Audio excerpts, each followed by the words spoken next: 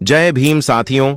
26 जनवरी 1950 को डॉक्टर अंबेडकर भाषण देते हुए कहते हैं कि माननीय राष्ट्रपति महोदय, सम्मानित सदस्यों और मेरे प्रिय देशवासियों, आज 26 जनवरी 1950 का यह पवित्र दिन, जब हमारा संविधान पूर्ण रूप से लागू हो रहा है और भारत एक स्वतंत्र गणतंत्र के रूप में अपना नवीन जन्म ले रहा है, मैं इस ऐतिहासिक अवसर पर आप सभी के समक्ष खड़ा होकर हृदय से अभिभूत हूं।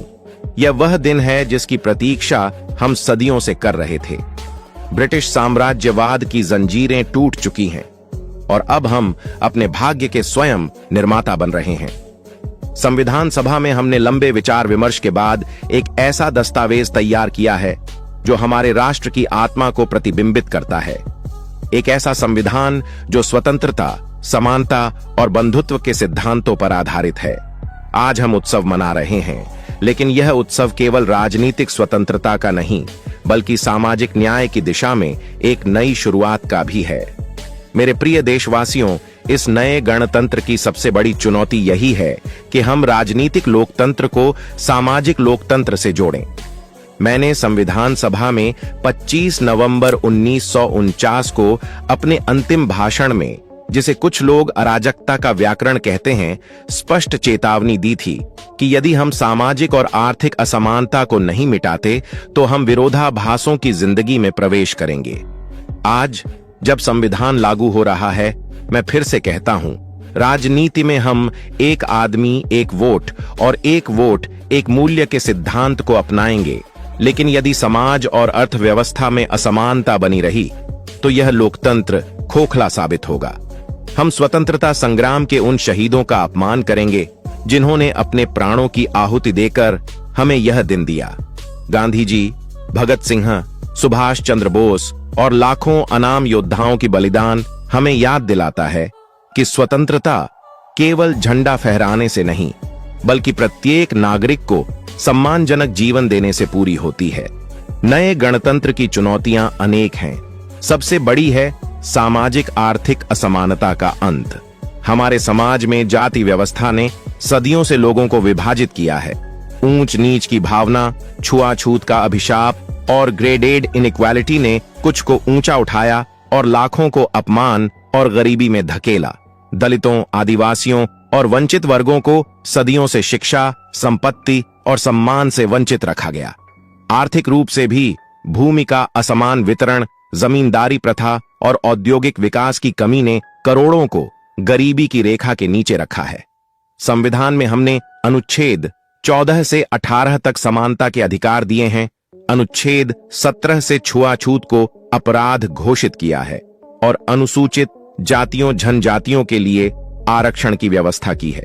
लेकिन ये प्रावधान मात्र कागजी नहीं रहने चाहिए। हमें भूमि सुधार लागू करने होंगे, सहकारी खेती को बढ़ावा देना होगा और उद्योगों में सभी को भागीदारी सुनिश्चित करनी होगी। यदि हम ऐसा नहीं करते तो असमानता विद्रोह को जन्म देगी, जैसा फ्रांस की क्रांति या रूस के बदलाव में हुआ। इतिहास हमें चेताता है कि असमानता लोकतंत्र की सबसे बड़ी शत्रु है। शिक्षा समानता की कुंजी है। बिना शिक्षा के व्यक्ति अपने अधिकारों को नहीं समझ सकता, न अपनी क्षमताओं को विकसित कर सकता। हमारे देश में लाखों बच्चे, विशेषकर दलित और आदिवासी बच्चे तथा लड़कियां स्कूल से वंचित हैं। संविधान के अनुच्छेद 45 में हमने 14 वर्ष तक के बच्चों को निःशुल्क और अनिवार्य शिक्षा का वादा किया है, लेकिन यह वादा पूरा करना हमारा कर्तव्य है।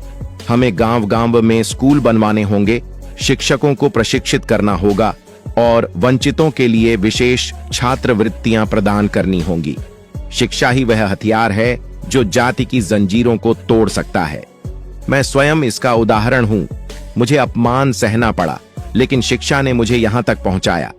यदि हम शिक्षा में असमानता जारी रखते हैं तो हमारा गणतंत्र कभी मजबूत नहीं बनेगा। एक शिक्षित राष्ट्र ही एक समर्थ राष्ट्र होता है। दलितों और वंचितों के उत्थान पर विशेष जोर देना आवश्यक है। दलित समाज को सदियों से अछूत माना गया। उन्हें मंदिर प्रवेश से रोका गया, पानी के स्रोतों से वंचित रखा गया। संविधान में आरक्षण एक अस्थायी उपाय है ताकि वे मुख्य धारा में आ सकें। लेकिन हमें उनके लिए स्वास्थ्य, आवास और रोजगार की विशेष योजनाएं चलानी होंगी। जाति आधारित अत्याचारों के खिलाफ सख्त कानून लागू करने होंगे। दलित उत्थान राष्ट्र उत्थान है। यदि हम उन्हें पीछे छोड़ते हैं तो पूरा राष्ट्र पिछड़ जाएगा। बंधुत्व का सिद्धांत तभी साकार होगा जब हम सभी को एक परिवार का सदस्य माने। मेरे देशवासियों, राष्ट्र की एकता हमारी सबसे बड़ी शक्ति है। स्वतंत्रता संग्राम में हिंदू, मुस्लिम, सिख, ईसाई सभी एक हुए थे, लेकिन विभाजन की त्रासदी ने हमें सिखाया कि संकीर्णता कितनी विनाशकारी होती है। आज हमें फिर एकजुट होना होगा। जाति, धर्म, भाषा या क्षेत्र के आधार पर विभाजन हमें कमजोर करेगा। हमें संविधान के सिद्धांतों स्वतंत्रता, समानता, बंधुत्व को जीवन में उतारना होगा। यदि हम भक्ति को राष्ट्र से ऊपर रखेंगे, यदि हम नायक पूजा में डूब जाएंगे, यदि हम असंवैधानिक तरीकों जैसे सत्याग्रह या असहयोग को जारी रखेंगे, तो हम अराजकता की ग्रामर अपनाएंगे। अब समय है संवैधानिक तरीकों से आगे बढ़ने का। भावुक होकर मैं कहता हूं, उन शहीदों को याद कीजिए जिन्होंने जलियांवाला बाग में, चौरी चौरा में या फांसी के तख्ते पर प्राण त्यागे। उनकी आंखों में एक मजबूत, समान और एकजुट भारत का सपना था। आज वह सपना हमारे हाथ में है। क्या हम इसे साकार करेंगे या विरोधाभासों में जीते रहेंगे? मैं विश्वास करता हूं कि हम करेंगे। एक मजबूत भारत की दृष्टि, जहां हर व्यक्ति गरिमा से जिए, जहां गरीबी और अशिक्षा का अंत हो, जहां दलित और वंचित मुख्यधारा में हो, यह दृष्टि हमारी है। अंत में मेरी प्रेरक अपील है, मेरे प्रिय देशवासियों, आइए हम असमानता को मिटाकर, शिक्षा को फैलाकर, एकता को मजबूत करके इस नए गणतंत्र को अमर बनाएं। संविधान हमें मार्ग दिखाता है, अब हमें चलना है। आजादी को जिंदा रखें, समानता लागू करें और भाईचारे को अपनाएं। तभी हम विश्व में महान राष्ट्र बनेंगे। डायबिटीज और ब्लड प्रेशर से पीड़ित होने के बाद भी आम्बेडकर ने संविधान तैयार करने में काफी श्रम किया।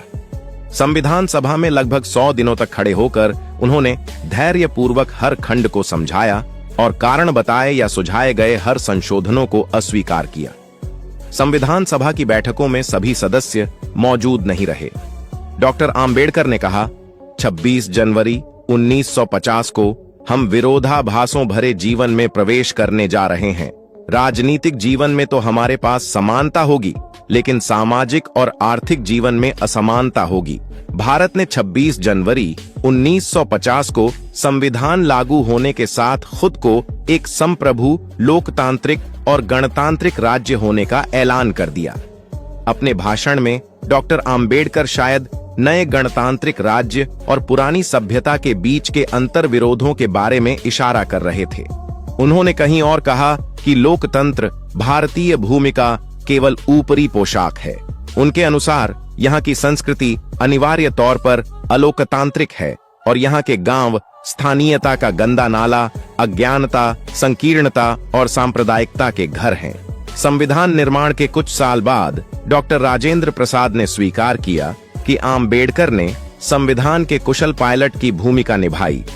6 दिसंबर 1956 को 63 साल की उम्र में डॉक्टर आम्बेडकर के निधन के थोड़ी देर बाद प्रधानमंत्री जवाहरलाल नेहरू ने भी कहा, संविधान बनाने में डॉक्टर आम्बेडकर से ज्यादा ध्यान किसी और ने नहीं दिया और न ही किसी और ने उतनी परेशानी उठाई।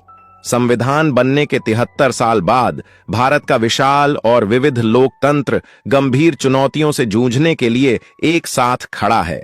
समाज में बढ़ता ध्रुवीकरण और असमानताएं देश के भविष्य को लेकर कई तरह की चिंताएं पैदा करती हैं, लेकिन ये सारी समस्याएं डॉक्टर आम्बेडकर के एक और दूरदर्शी भाषण की याद दिलाते हैं, जो उन्होंने संविधान के संशोधित मसौदे को पेश करते वक्त दिया था।